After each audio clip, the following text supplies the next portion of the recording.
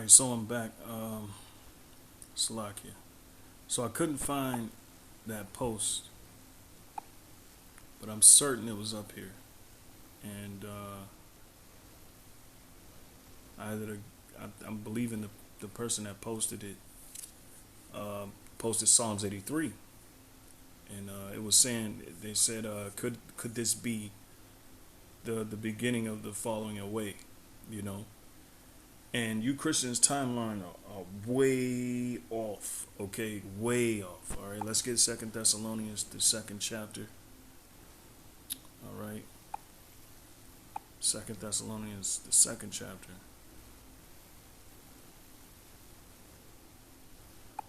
All right, and we'll read into it. Okay. All right. It says, and it's funny, he deleted that comment, right? Because that only exposes, uh, you know, that only exposes the culprits more and more.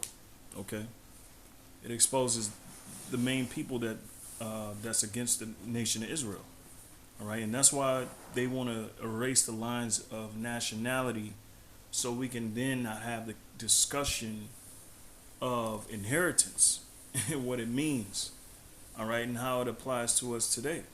Okay, so these people are they're pump faking. All right, and really by them deleting that comment makes this all more clear. All right, so Salaki.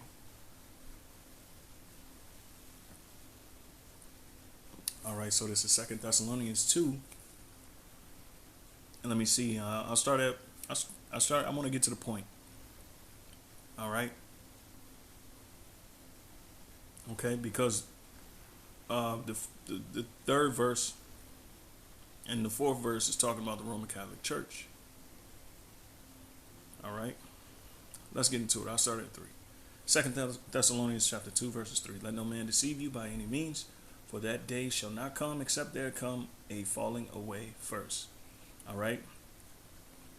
Okay, and that man of sin be revealed, the son of perdition. All right, and really it's talking about men. Okay, because it's not just one man. All right, so let no man deceive you by any means, for that day shall not come except there come a falling away first. All right, and that falling away is the nation of Israel losing their inheritance. You see, while the rest of the world gains inheritance, and in fact the rest of the world gains the inheritance of the nation of Israel. Okay? They take our land. All right? So let's go to it. All right? This is the falling away.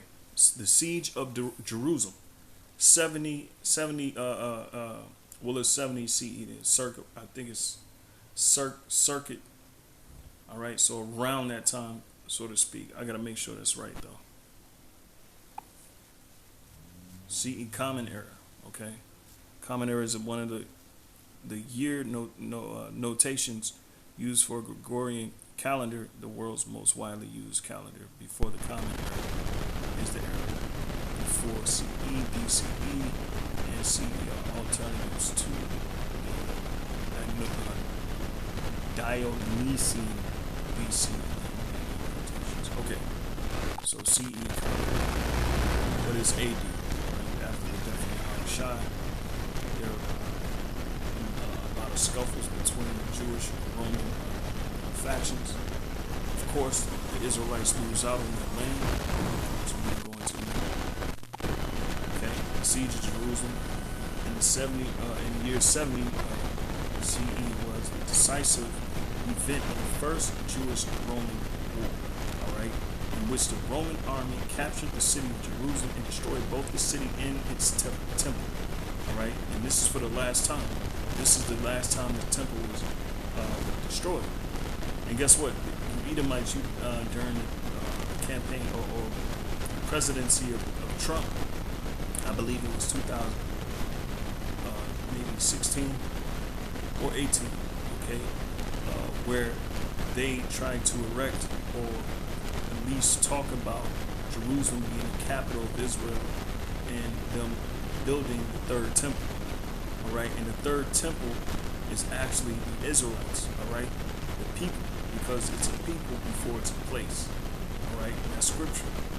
It says the Roman army, led by the future emperor Titus and Tiberius Julius Alexander, and as his second in command, besieged and conquered the city of Jerusalem. And this is prophesied. This is prophecy that this would happen. Okay, Yahushua prophesied of it, and then you have Second Ezra's, the 11th chapter. Okay, where it goes into the Roman, the Pax Romana, all right, or the Roman Republic, all right, Augustus, Julius Caesar, and so and other films, all right, and it mentions Titus in prophetic scripture, all right. It says, with Tiberius Julius Alexander and his second in command, besieged and conquered the city of Jerusalem, which had been controlled by Judean rebel factions since 66 CE, following the Jerusalem riots of 66. Right, so you got to go into your history. Okay, otherwise you wouldn't understand what that falling away is. All right, and you Christians, all right, you're a false religion, and that's just honest. That's just true. All right, like I referenced the book earlier, what is it?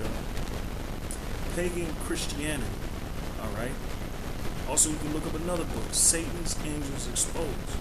Also another, Behold the Pale Horse, because it explains that most of you Christians are Masons, are Freemasons. Okay, you're in you're part of an occult within a cult. All right, which cult only means worship. All right, there's nothing wrong with the word cult. So I continue. All right, it's like it from all over the place. But the point is, I'm proving that, all right, the falling away already happened. Okay. All right, and the proof is that what you see in front of you. All right.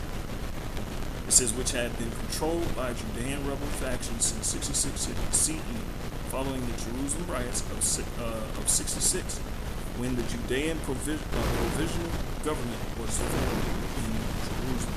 You see? Alright, so we're busting out these schematics, but let's get into it. Alright.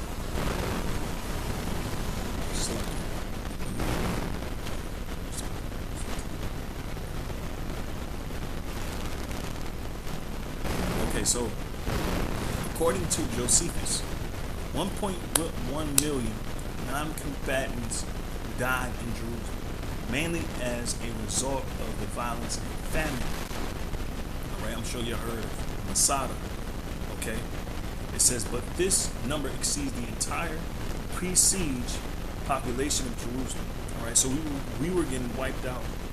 All right, in droves. All right, it says many of the casualties were observant Jews from across the world, such as Babylon and Egypt, who had, right, because Egypt had what they call Alexandria, a city, all right, in northern Africa, okay, close to Egypt, right, where a lot of Jews dwell, and a lot of so-called, what we call Jews, but a lot of Judites, Benjamites, and Levites, all right, spoke Greek, okay, because of the occupation of the Greek/Roman Empire, which were all headed by Esau, by Edomites, all right, so-called white people, all right. It says pre-siege population of Jerusalem, many casualties were observant Jews from across the world, such as Babylon and Egypt, all right, and I'll prove that really quick. This is Psalms 11. Isaiah, the 11th chapter. And we're going to go back to that in some moments. Isaiah 11.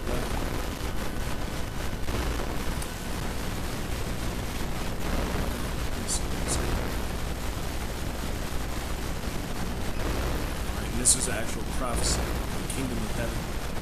First it speaks on the Lord, Yahushua, and then it speaks on the kingdom of heaven, and then it speaks on northern and southern kingdom coming back together. also mentions this, right?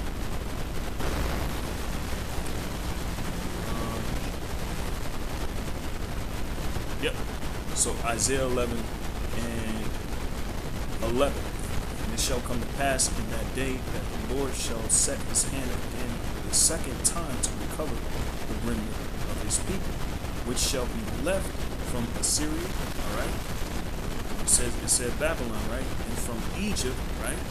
So the people were what? And from Pathros and from Cush and from Elam, so the people were scattered. The Israelites were scattered. All right, and from Shinar, and from Hamath, and from the islands of the sea. Right, that's why Paul had, his ministry was around that area, around what's the Black Sea? Okay, correct me if I'm wrong. Right, but Israelites were scattered into these lands. So let's go back. Right, and the scriptures say. Part of the curse is that we were going to be scattered through the four corners of the earth. All right, and the Lord said that He was going to save Israel a second time. See, the first time happened in Israel. It happened in Egypt. Excuse me. All right, that's where you get the Exodus. Okay, and the second time is going to be North America, and all over in parts where Israelites are, all over the world. Okay, so. It says many of the casualties were observant Jews from across the world, such as Babylon and Egypt, who had traveled to Jerusalem wanting to celebrate the yearly Passover, right? Because you had to make your pilgrimage back to the Holy Land. There's a few high holy days. I think it's 3 in a year. All right, correct me if I'm wrong. There's 3 high holy days where Israelites that are pretty much foreigners. And live in other lands other than Israel, they come each year because it's a commandment, right? It says, but instead got trapped in the chaotic siege, all right? And these Edomites knew this is the most vulnerable time to attack. Okay, he also writes that 97,000 were enslaved, you see, and that's why you had what we call you had the gladiators, all right, in Rome. Okay, so 95,000 Israelites, all right, were enslaved. Okay, it says Matthew, in not only in how would I say not just in Israel, all right, because a lot of them were taken back to certain lands captive. Okay, you had Rome, right? Then you had parts of Asia. Okay, where the Edomite campaigns, where they had their slaves, all right? You see, they reference a book, Matthew White, the great big book of horrible things, okay? All right? It says Norton, 2012, all right, page 52, estimates the combined death toll, all right, blank. It says for the first and third Roman Jewish wars, as being approximately 350,000. All right, the siege of the city began on 14 April CE. I'll just say AD. All right, 3 days before the beginning of Passover that year, the Jews enjoyed some minor victories. One high point being when sappers from being all right managed to tunnel under the city and set bitumen, all right, bitumen fires in the tunnels, which collapsed with the Roman siege engines falling into crevices, All right, the siege lasted for about 5 months. It ended on August 70th.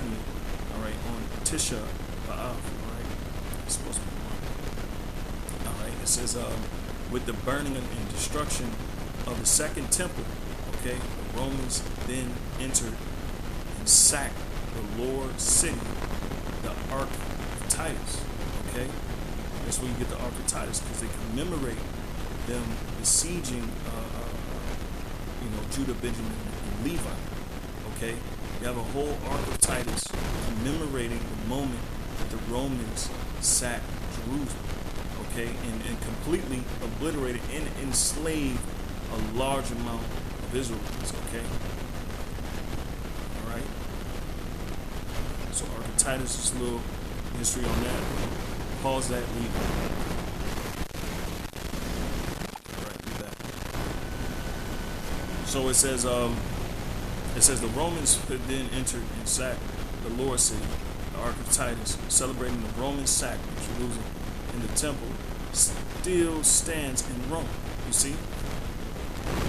Conquest of the city was complete on approximately the 8th of September, 70 CE. All right. Josephus places the siege in the second year of Vespasian, which corresponds to year 70 AD of the calendar. All right. So it goes into the siege, the aftermath. Let's see what it says on that. All right. Salaki, I'm kind of just going in the spirit on this one. It says, after the fall of Jerusalem and the destruction of the city and its temple, there were still a few Judean strongholds in which the rebels continued holding out. At Herodium, all right,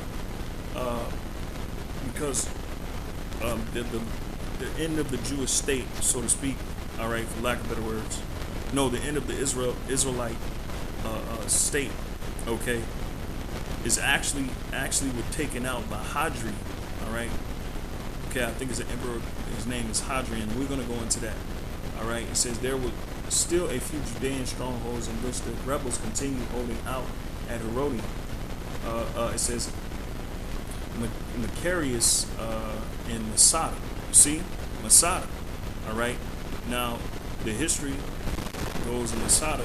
Okay, and this is just proving. This is the falling away. This is proving that you're talking about hundreds of thousands, all right, of Israelites being displaced, being murdered, all right, due to war with these Edomites, okay, and also they got starved out, okay. This is probably one of the worst times in our history, okay. All right, according to Josephus, the siege of Masada by Roman troops from 73 to 74 CE, all right? And there's a prophecy on that, okay? There's a prophecy on that, all right? This is Matthew 24:15. It says, when you therefore shall see the abomination of desolation spoken of by Daniel the prophet stand in the holy place. Whoso readeth, let him understand, all right? Because not all Israel understood. A lot of them stood fighting, wanted to keep their home, but Yahushua was telling them, you're about to lose this, all right? He was telling them, and he was giving them the gospel of the kingdom, okay, before the Lord put an end to Israel, because the majority of the Israelites, okay, were through, okay? They were going after idols. They were completely, their culture is completely, really being taken over by the Roman Empire, and the Romans set up, you know, Niggards as high priests, all right? They set up the most vainest people as high priests, okay? All right, so Salaki, all right? Matthew 24:15, when ye therefore shall, Salaki, 24:16, then let them which be in Judea flee unto the mountains, all right? Let him which is on the housetop not come down to take anything out of his house. Okay? It says, neither let him which is in the field return back to take his clothes. Why? Because they were going to be under a Roman occupation. All right? They were going to be under Roman occupation. Okay? And that's what Yahushua was trying to warn them. Okay? And the scriptures talk about that they shall cast a trench about thee. I think I'm going to get that too. I don't see it yet. Oh, here we go. It says, neither let him which is in the field return back to take his clothes, and woe unto them that are with child, and to them that give suck in those days. Now, we just read, all right, in the 70 AD, 70 CE, all right, the siege of Jerusalem, 70 CE, that it was a lot of non-combatant Jews that got killed. All right, because these devils were out for blood. All right, and we're gonna get it where it says in 2 Thessalonians, the 2nd chapter, hey, that the mystery of iniquity doth already work. All right, and that was Paul letting his fellow believers know, all right, that the wicked already exist. They're in front of your faces. They're in front of your eyes. And he was referring to the Roman Empire. Okay? All right? So let's continue. So Salaki. All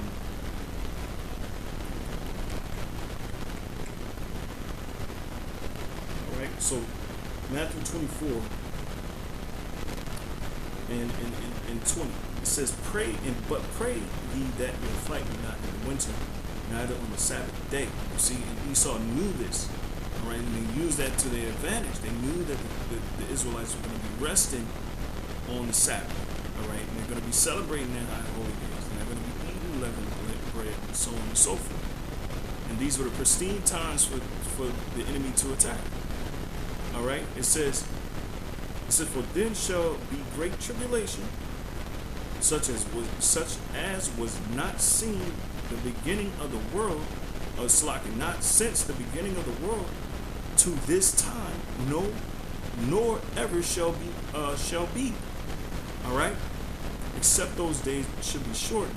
All right, and this is twofold. Okay, because as the scriptures say, there's nothing new under the sun. You Israelites, you still Israelites. Esau, you're still the devil. You still Edom, and you still have that perpetual hatred for your brother. All right, so you so-called white people have a perpetual hatred for the so-called Negro, Latino, and Native American. It's inherent. Okay, all right. So you just imagine. So when you go into these different books like Josephus, and then when you read go deep into the siege of Masada, the Romans starved, all right, the Israelites out, and a lot of them died of famine. A lot of them became what? They became what do you call it? When you eat human flesh, I forget. It's like, I don't know why it's escaping my mind. It's on the tip of my head too. It's like, it started with a C. I forget exactly. I don't know why. But in Baruch it says, it said that the Lord was right on His word. All right. I think that's maybe the 5th chapter, or the 1st verse, or 4th chapter. One of those two. So going back, verse 22, it says, "Except those days should be shortened, or should no flesh be saved, but for the elect's sake, those days shall be shortened." All right, and this applies more so now, okay, because the days are more shortened, because we're at the end. All right, and if any man shall say unto the ears of Mashiach, or there, believe it not. And that's what Christianity came after all of this, all right? If it wasn't for the Bible, if it wasn't for the Tanakh, the Torah, all right, and the New Testament, all right, you Christians, you wouldn't even exist, all right? You exist because of pagantry that came in, all right? And Christianity really is the biggest perpetrator of the scriptures, and not even of the script. Y'all just the biggest perpetrators of following the Lord there is, man. All right, because you really truly hate when you go deep. All right, and when you go into these scriptures, you're really not down with what's in this Bible, because a lot of you can't face the reality that's in this Bible. Okay, all right, a lot of you don't want to deal with it. Okay, so let's get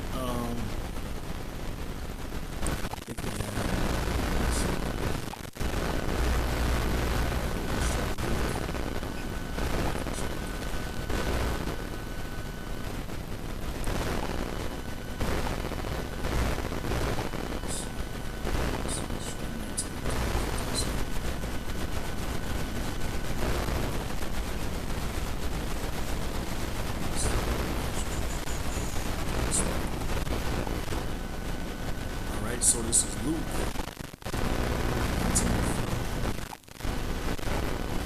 19:41. This is Yahushua, okay? It says, and when he was come near, he beheld the city and wept over it. Okay, why did he weep? It says, saying, thou hadst known, even thou at least in this thy day, the things which belong unto thy peace. Alright? But now they are hid from thine eyes. Alright? For the days shall come. Alright, so the Lord was weeping. Alright? And he was saying in his heart, alright, if you only knew, alright, the peace or the restoration that the Lord had for them, okay, they would be able to stand the test of the time, which was what? The Roman Empire, okay? A small form of many different forms of Jacob's trouble in these different ages, okay? Because Daniel 9 and 12, all right? Nobody has been through what the Israelites have been through, all right?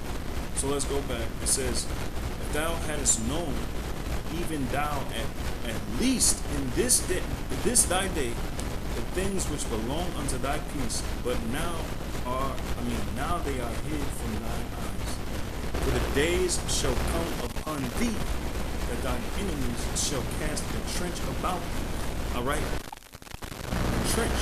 What is a trench? Right? You get staves, okay? And you use these staves, you put them in the ground, all right? Okay? I think the word for them is karak, okay? These pale stakes. And you put them in the ground, all right? And they're made as defense, so it can either keep people in, keep people out, all right? And we read about what? We read about Masada, okay? And Masada is known for what? The Romans enclosing and starving out the Israelites, okay?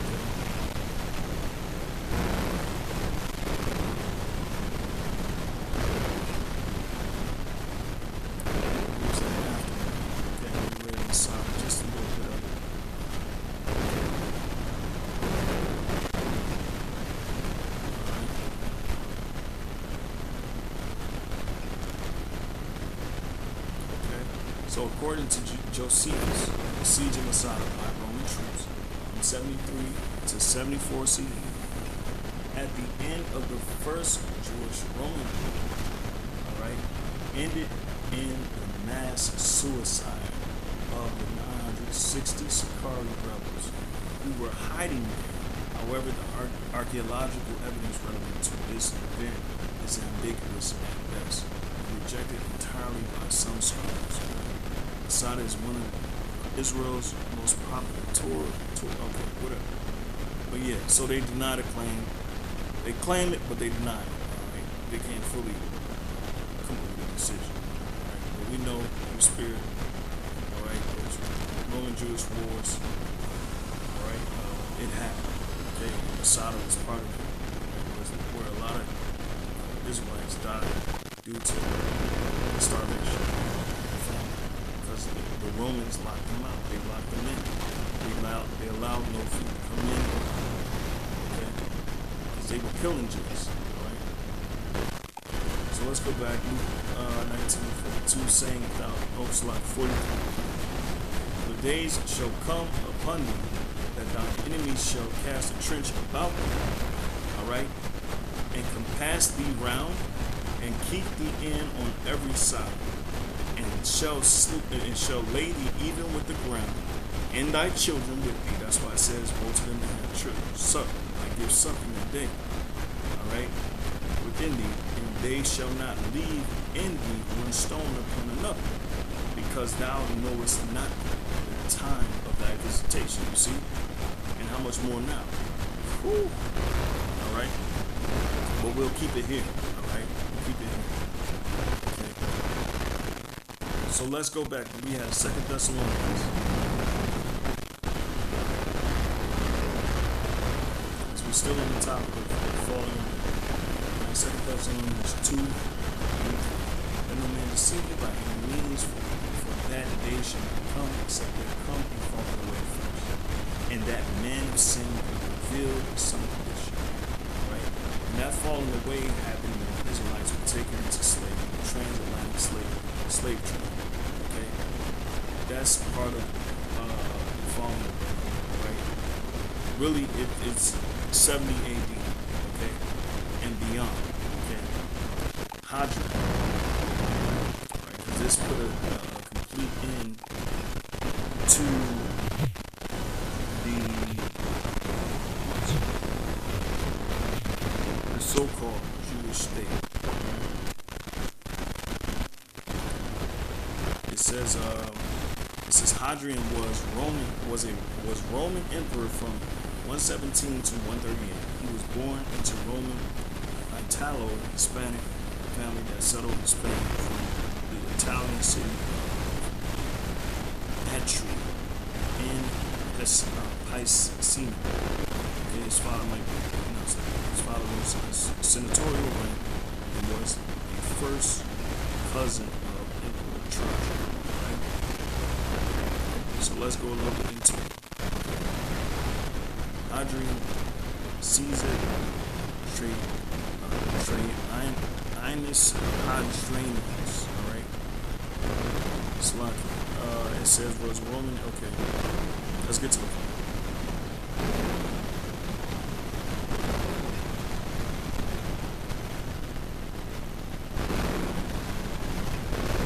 All of this stuff that we read this particular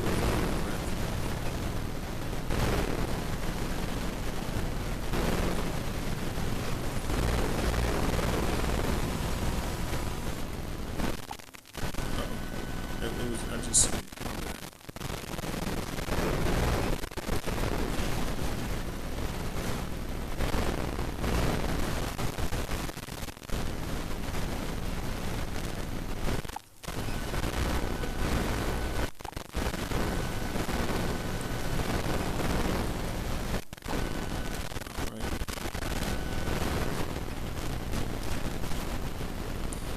So here we go. Okay, it's part of falling away because it's really talking about the inheritance of the Israelites. Okay, Hadrian Jerusalem. Okay, the Roman Emperor Hadrian decided to rebuild the city as a Roman colony, which would be inhabited by his legionaries. All right, Hadrian's new city was to be dedicated to himself and certain Roman gods, in particular Jerusalem was renamed Aelia Capitolina, all right, and rebuilt in the style of a typical Roman Italian. There you have it. All right, there you have it. That is the Israelites falling away. Okay, and what we have looks like Timbuktu. All right, speaking about the dispersion of diaspora. All right, let's see if we can get some information. The diaspora of the Israelites post 70 AD. Okay, let's see. Let's see.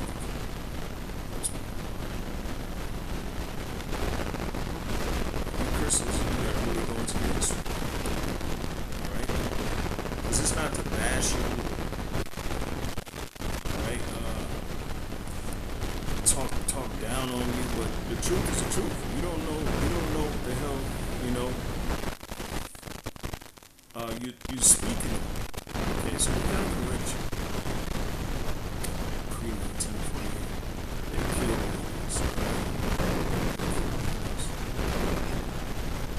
Yeah, they go hit you with the misinformation. Most of it went to Germany. Jewish diaspora or exile. All right.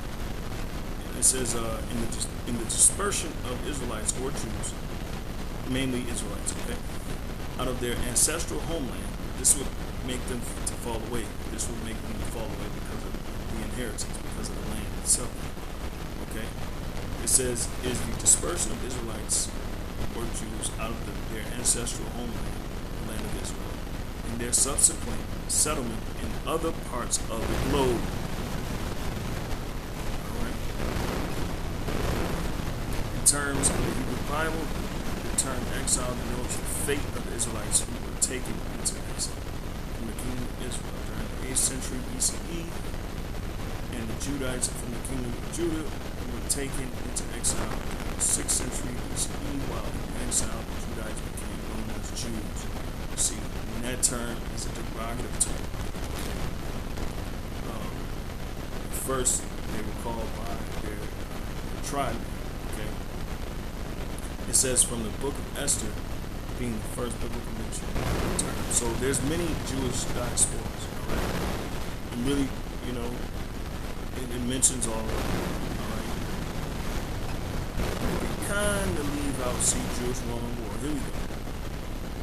Okay, we're gonna start at the top of the screen.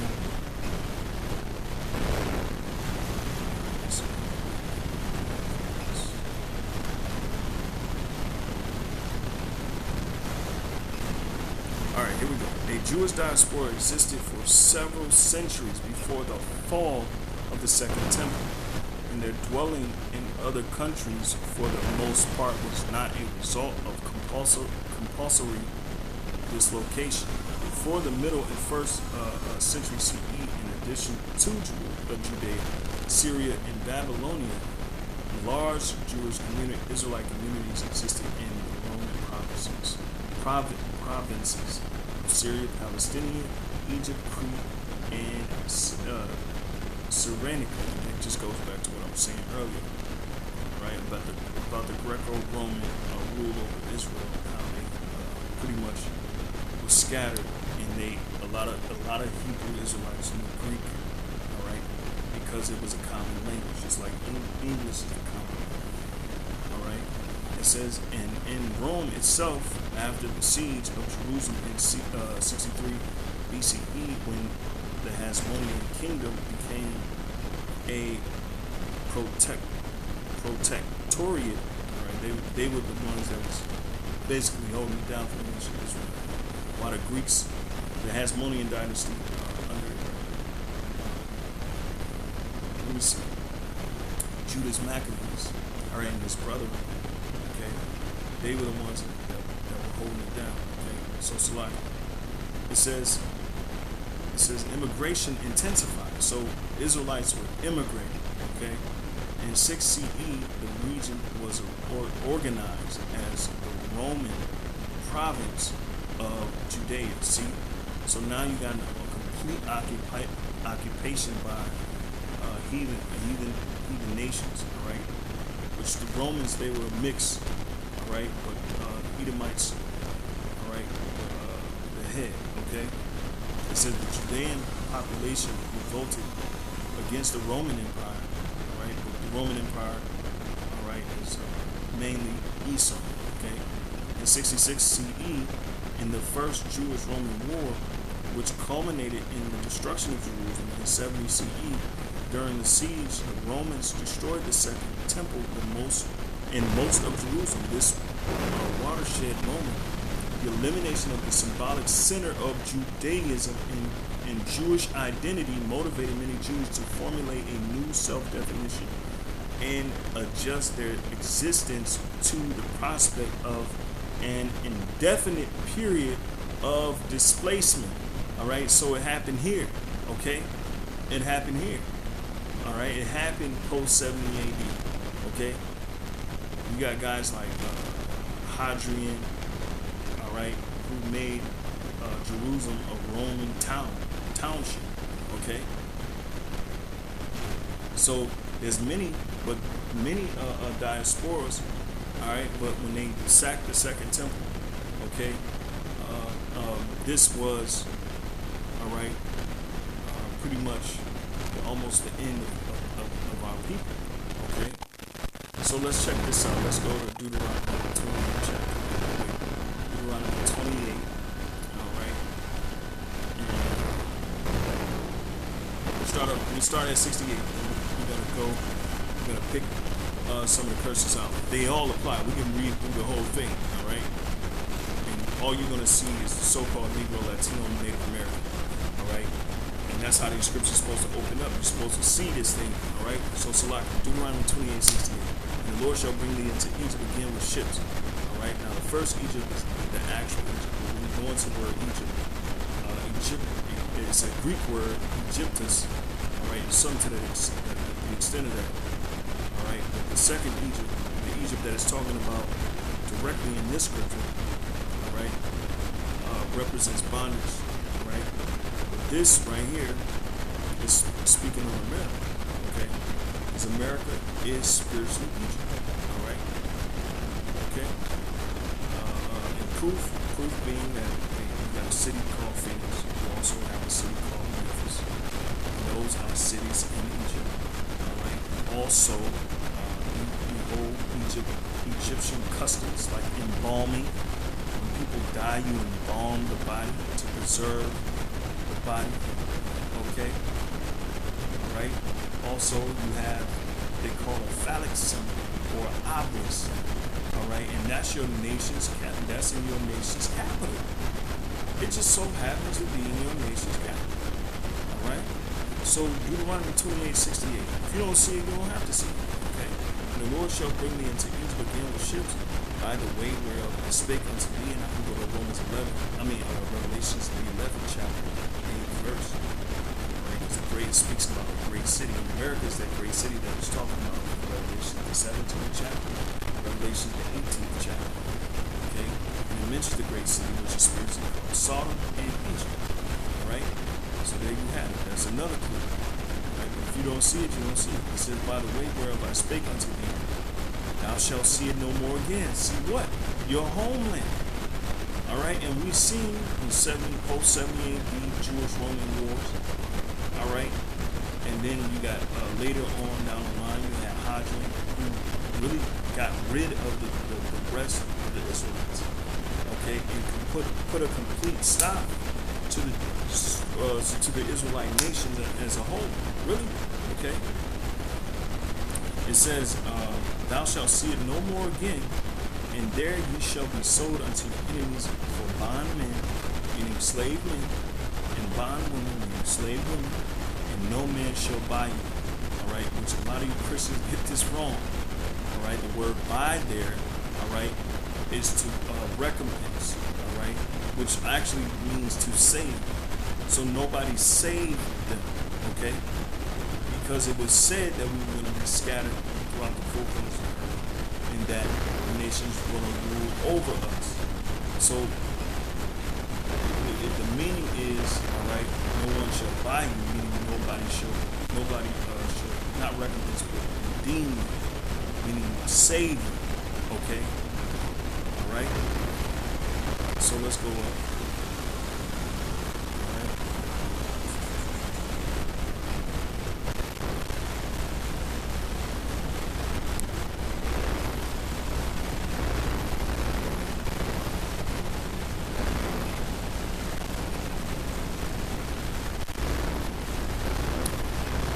So slide. Alright, so this is Deuteronomy 28. And I'm going to start at 52. Okay. And it reads, it says, and he shall besiege thee in all thy gates until thy high and fenced walls come down, wherein thou trustest, throughout all thy land, and he shall besiege thee. Alright, why do you think they call it the Roman besiege of Jerusalem? Alright, it should be an astonishment to you, right? It says, and he shall, read again, and he shall besiege thee in all thy gates until thy high and fenced walls come down, wherein thou trustest, throughout all thy land, and he shall besiege thee in all thy gates throughout all thy land, which the Lord thy God hath given thee. You see, so it's talking about Jerusalem, but it says we're going to be besieged. But when you go to the end of the chapter, verse 68, I'm going to read it again. It says, the Lord shall bring me into Egypt again with ships by the way whereof I spake unto thee. All right, and that's the Atlantic, transatlantic slave trade. All right, and that's a lot for you people to swallow, because really you're not hip to prophecy. All right, you're really just a bunch of people that don't know what you believe. All right, but you have the spirit of love on you. All right, you have the pure influence of love, so to speak. All right, that's the devil.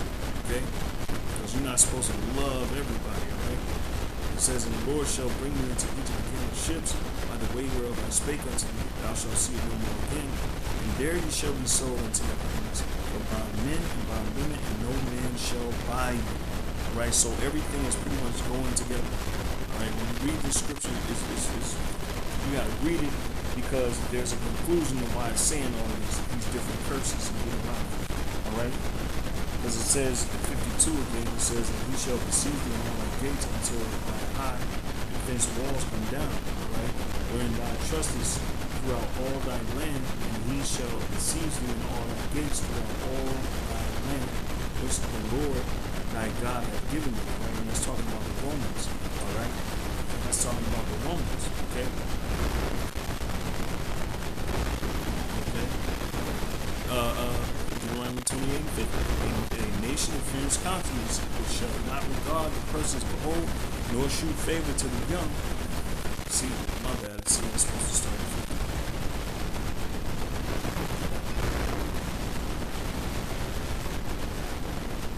I'm gonna start at 58. Alright.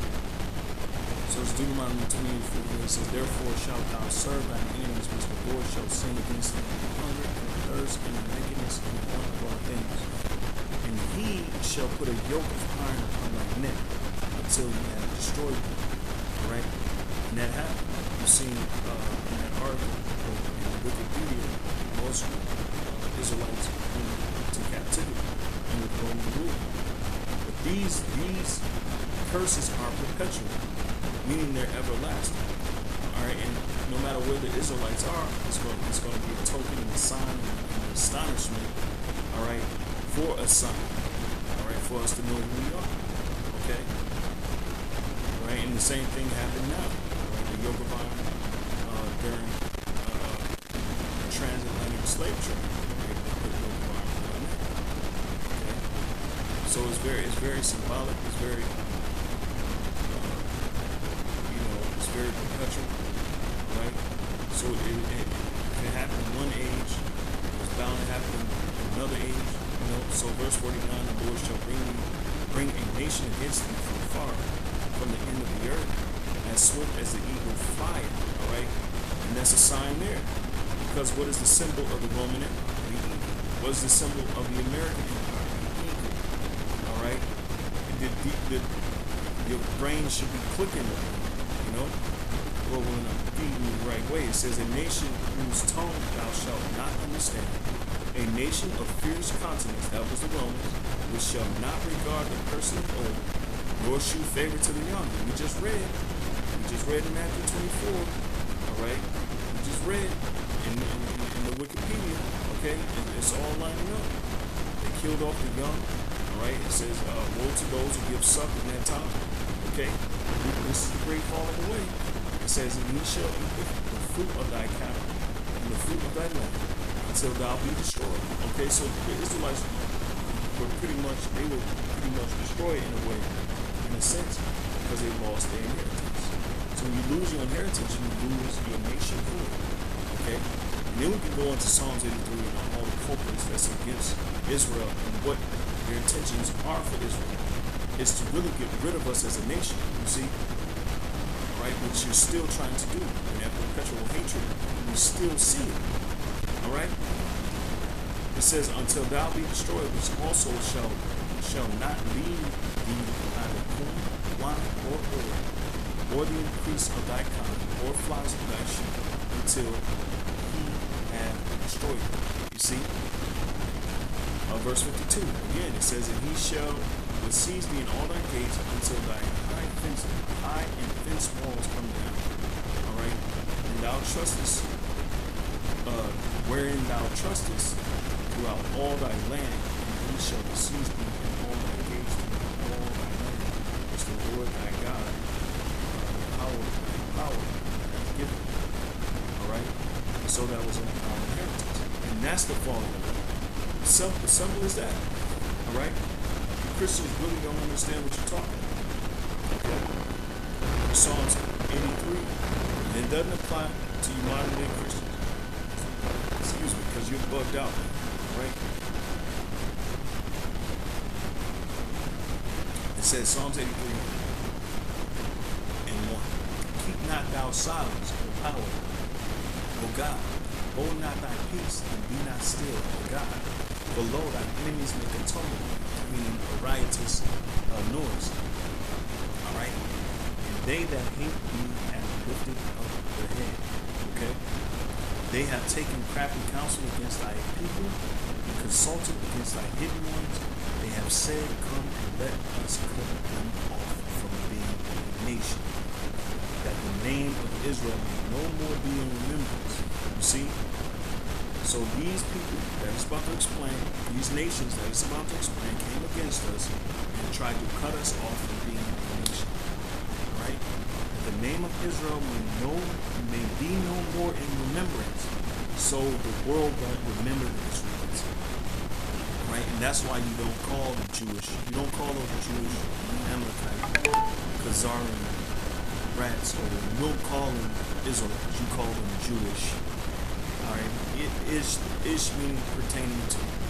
All right, so they're in a religion. They're not the people. All right, they prescribe to somewhat of what they would call the Tanakh. All right, or the Torah. All right, but they are not the people. Okay, because they don't fit the prophecy. Okay, there's war. Somehow 1948 is supposed to be big. Big sifting of all the God's chosen people. All right, but you don't fit in the prophecies of that topic alone, of the nation of Israel re-entering and being saved in the last days. You don't fit the prophecy. There's still war in the land. You still got the Jewish people being nasty to the Palestinians. The scriptures say that the nation shall flow unto Jerusalem. All right? And it says when the righteous are in authority, all right? When the righteous are in authority, the people rejoice. The people aren't rejoicing. The people in Palestine are not rejoicing. All right? All the casualties that's been killed, nobody's rejoicing. All right? So, Salaki, let's keep going. It says, verse 5, it says, for they have consulted together with one consent. They are confederate against them. The tabernacles of Edom, out of one, which means where the so-called white man, right? And the Ishmaelites, right? Yashamat Allah, right? The Arabs, okay? Yashamat Allah, which means heard of Allah, right? You heard of them, okay? Of Moab, which we know them as the Chinese, okay? And the Hagarites, Hamites, okay, which they call themselves African, right? South Africa. And whatever, it says Gabal and Ammon, right? Ammon being Japanese, okay? Amalek, right? Which are of the house of Esau, okay? And they're the chief house, one of the chief houses of Esau, and they are the Zionists, okay? Philistines, Palestine, inhabitants of Tyre, the sword also is joined with them. They have opened the children of Lot, right? So they're indeed Moab and Ammon, all right? And so these are the culprits that have came with one consent, all right? Crafty counsel, right? To cut off the nation of Israel from being a nation, that the name of Israel be no more remember, okay? That is the fall. Okay, or part of the fall, which our enemies, due to most High Yahweh, turning his back on Israel for a period of time. All right, for that period of time, you nations, you heathen, were able to get your stinking hands on the homeland. All right, mainly Edom. All right? This is Ezekiel 36 chapter. All right. I'm gonna start with you. All right. This is Ezekiel 36, right? And 1. This is also thou son of man, prophesy unto the mountains of Israel, right?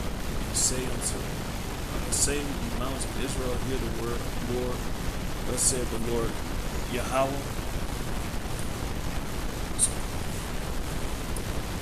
It says, thus saith the Lord Yahweh.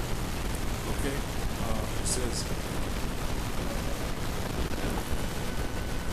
all right. So Salaki, Ezekiel 36 and 1. Also, thou son of man, prophesy unto the mountains of Israel, and say, the mountains of Israel, hear the word of the Lord. Thus saith the Lord Yahweh, because the enemy has said against you, even the ancient high places are ours in possession. All right, so you should come in your mind, the Romans, Edomites, and more modernly the Edomites. All right, it says, therefore prophesy and say, thus saith the Lord God, Yahweh, because they have made you desolate and swallowed you up on every side, that ye might be a possession unto the residue of the heathen. You see, and that happened during the Roman occupation, and the Roman Jewish wars. All right, and ye are taken up in the lips of talkers, and are an infamy of the people, meaning people despise us.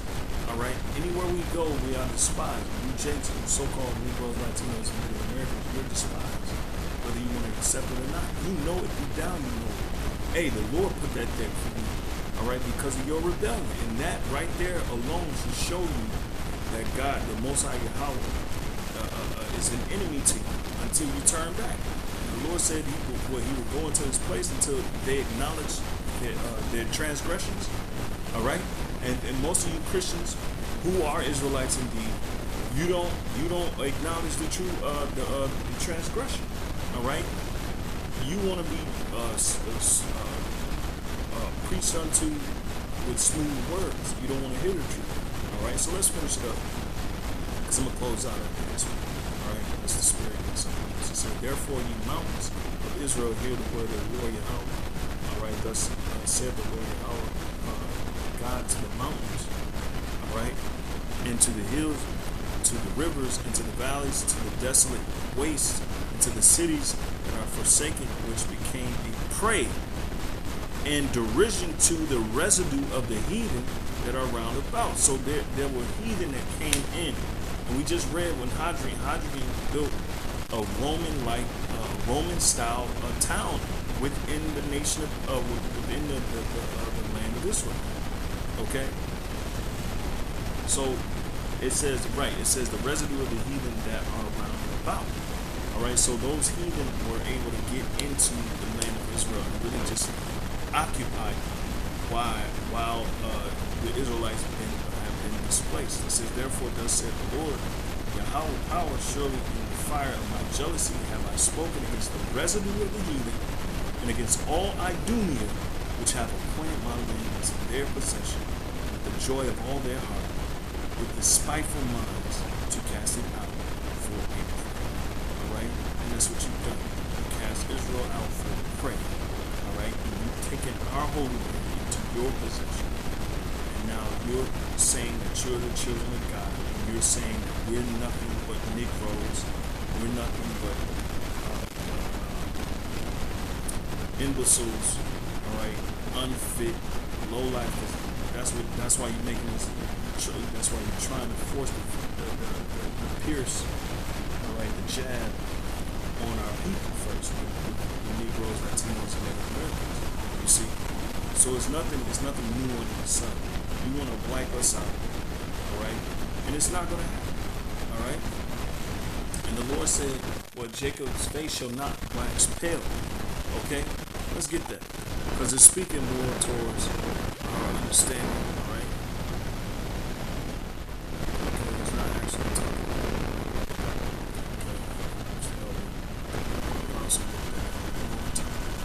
Let's see.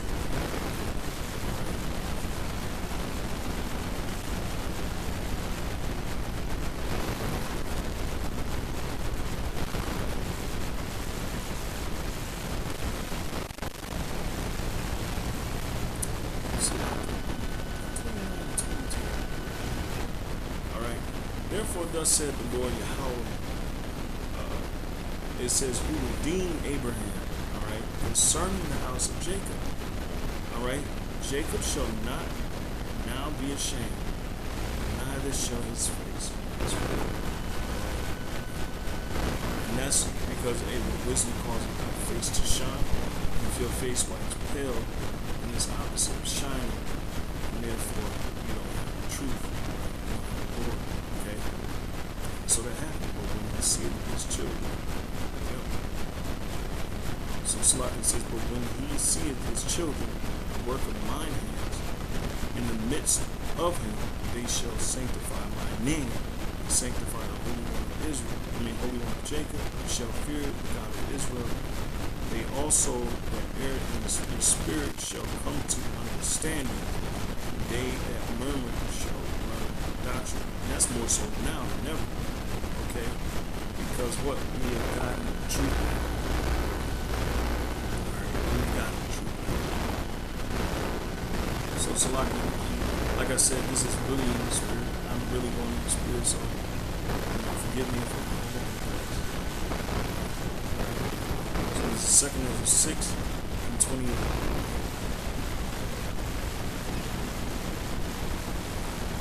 Alright? And this is pointing more so towards the end.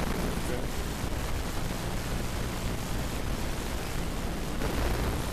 Read that 2 Ezra 6 and 20 to 28. Right? It's a good read. It says, as for faith, right, verse 28, it shall flourish, corruption shall be overcome. Right? And this is toward the elect. Okay? And the truth which hath been so long without fruit shall be declared.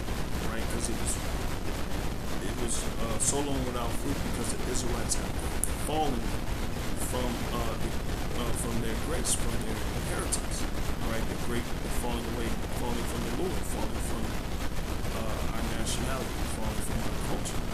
Okay, this is Revelations, the 11th chapter. I'll start with the 8th verse. And their dead bodies shall lie in the street of the great city. All right, and that dead body, when you go into dead bodies, all right, it's talking about spiritually dead.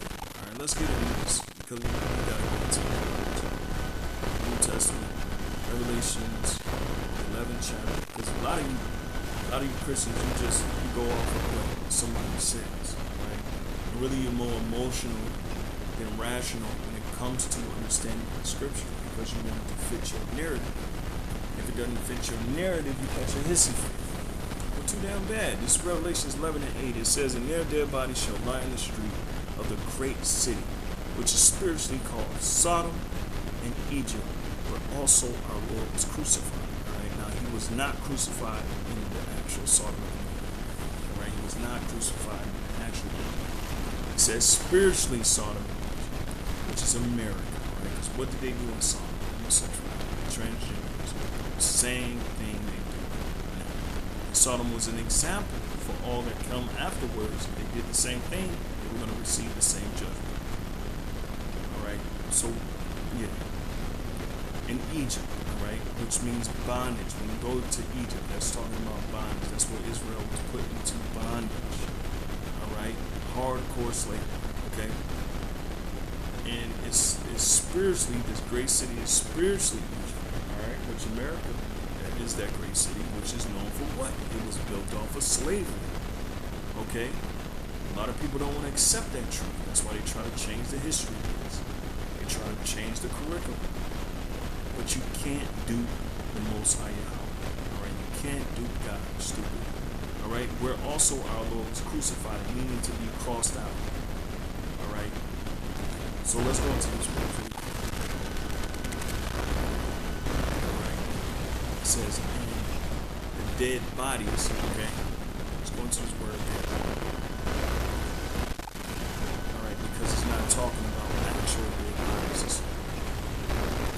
It's talking about a state, alright? Here we go. It's metaphorical. Look at that. It says a fall, downfall. Great falling away. Metaphor, a failure, defeat, calamity. and error, lapse into sin. You see that? So most of our people fell to what? Transgression. All right, that's why we lost the whole nation. I mean, the whole. That's why we lost the whole land of Israel.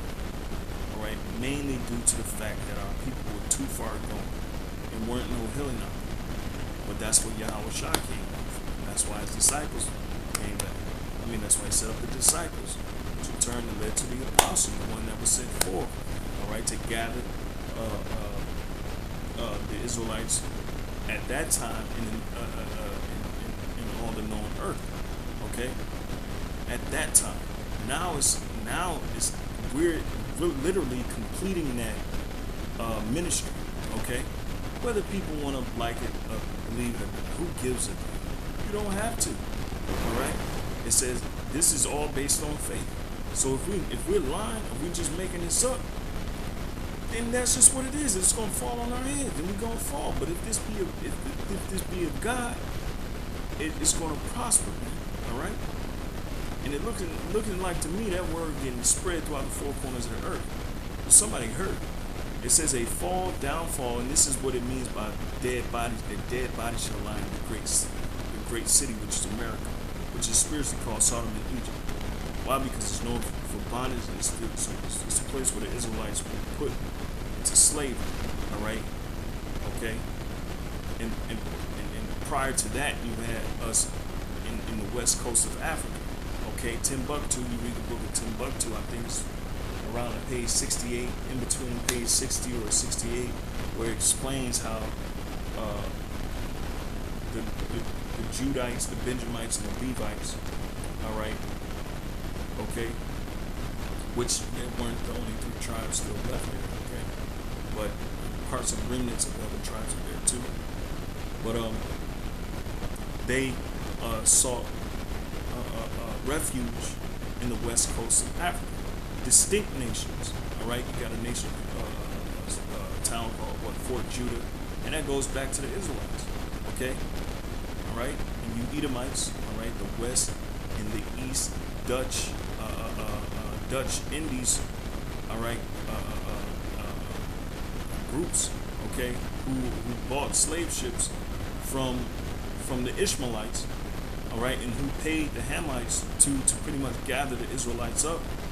All right, and put us on those cargo slave ships. All right, this is part of our downfall. Okay, we're falling away because in America we don't know who we are. All right, the North American Indians had to deal with boarding schools. All right, re-education centers. So did the Israelites. All right, which are the Mexicans. Okay, all right, and the North American Indians are the Gadites. All right, and also Seminole Indians, all right, which are Reubenites, okay, that represented their downfall, okay. So Salaki says metaphorical, a failure, defeat, calamity, right? That happened, okay. It happened all in history, okay. So you Christians are just, I got one for you. Let's go back. Let's finish this off. They of the people and kindreds and tongues and nations shall see their dead bodies 3 days and a half, and shall not suffer their dead bodies to be put in graves.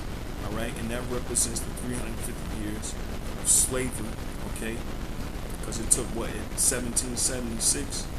All right, and just prior to that, years prior to that. Okay, all right, that represents a period of time where the Israelites is in slavery, okay? Shall not suffer their dead bodies to be put in graves, okay? So you didn't suffer us to put us away. You didn't suffer us to basically put away the right way.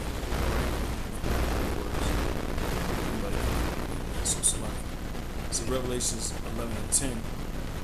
It says, and they that dwell upon the earth shall rejoice over them, and make merry, and shall send gifts one to another, because these two prophets tormented them. All right, that dwell on the earth.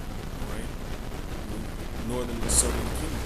Okay, it says, and right, when you seen the downfall and our calamity, that's when the nations rejoice. And the scriptures tell you that. Even in Lamentations, it tell you that. And we already know that's perpetual. Because these nations, these heathen nations, are still doing the same thing. It says, and after 3 days and a half, the spirit of life from God entered into them, and they stood upon their feet, and great fear fell upon them which saw them. And that's a lot of you Bible Belt Christians. There's a lot of you people are scared because the spirit of life have entered into the children of Israel. They now know who they are. They now know who the enemy is. They now know who their power is and their power structure, which is the Bible, and following it to the best of their ability in its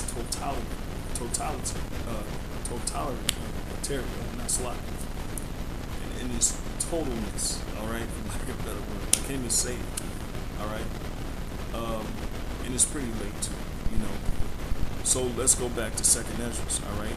So the point being here is that what? After 3 days and a half, the spirit of life from God entered into them.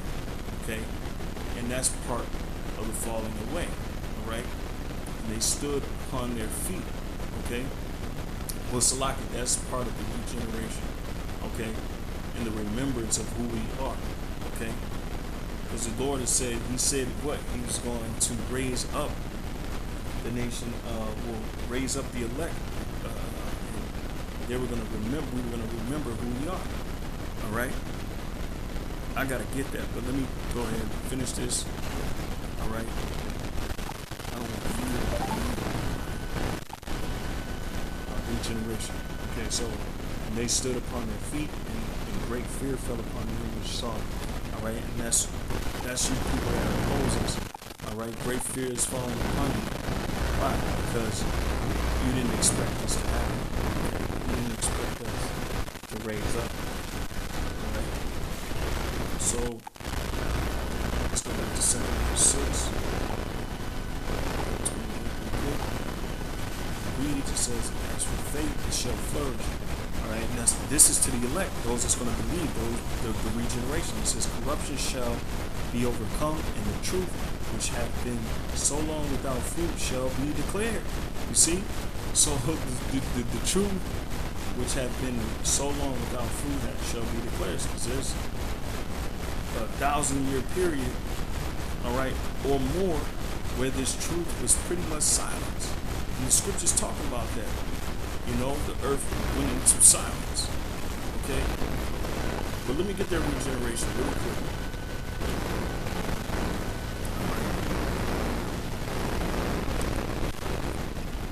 Okay, so Matthew says, see? And like I said earlier, this is continuation of what?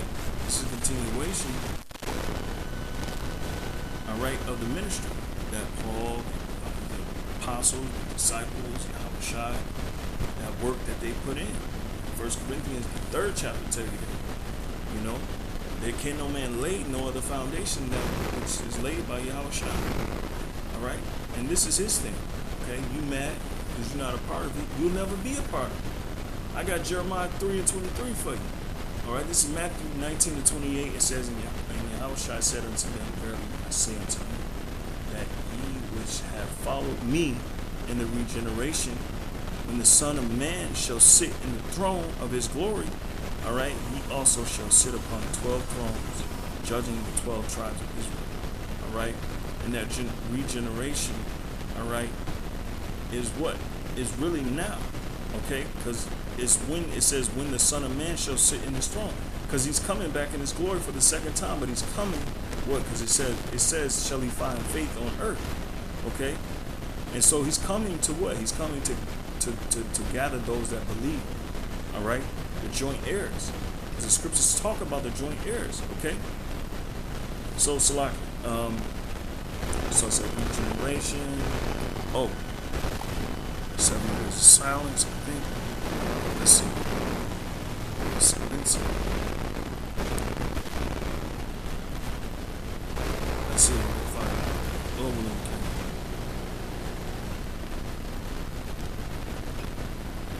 Let's see.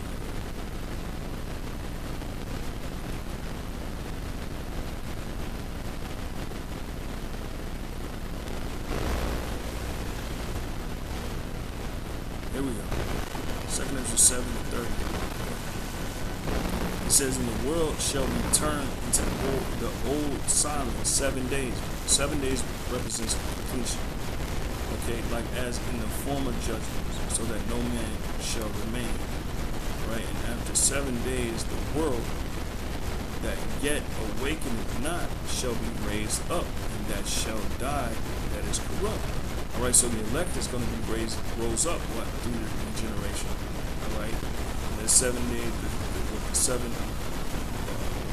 It's like into the old silent 7 days. Okay, which the silence represents no truth. Okay.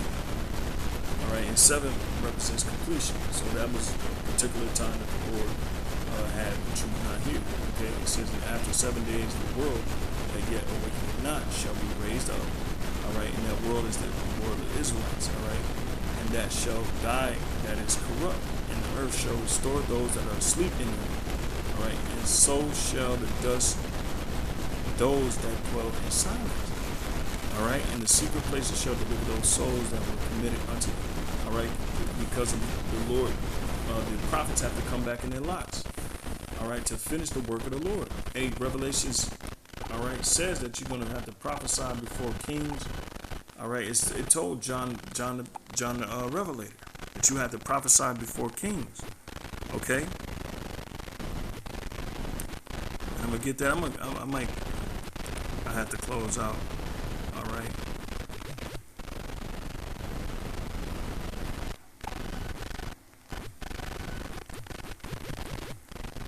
Let's see if it comes up.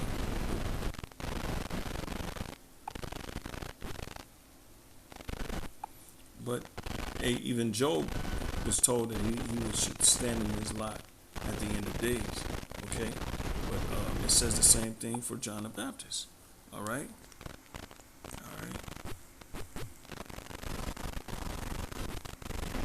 Oh, it says prophesy before many. Let's see if it comes up. All right. Let's see, Revelation 10 and 11. It's a lot. I know this has been long, but hey, through the Spirit, we got through it. Revelation 10 and 11. And if you brothers bear, if you bear with me, then hey, my hat's off to you. All right. I know I'm exhausted just hearing my own voice, but this is Revelation 10 and 11. It says, "And he said unto me, Thou must prophesy again before many peoples, nations, and tongues and kings." And how is he going to do that when he was sentenced to the island of Patmos, basically to die? Okay? But it says he was going to prophesy again before many peoples and nations and tongues and kings. And that's why a lot of you Christians don't believe in reincarnation, because really it brings the word full circle. All right? Where so it won't contradict itself. And it doesn't contradict itself. There's no book above the Bible. And you Christians, you own, would hypothetically, let's say if it was your own book, the book that you're reading, all right, you're contradicting with your own replacement theology, all right. Hey, well, Lord willing, this lesson was edifying. And with that, I'm going to say shalom until next time. Shalom.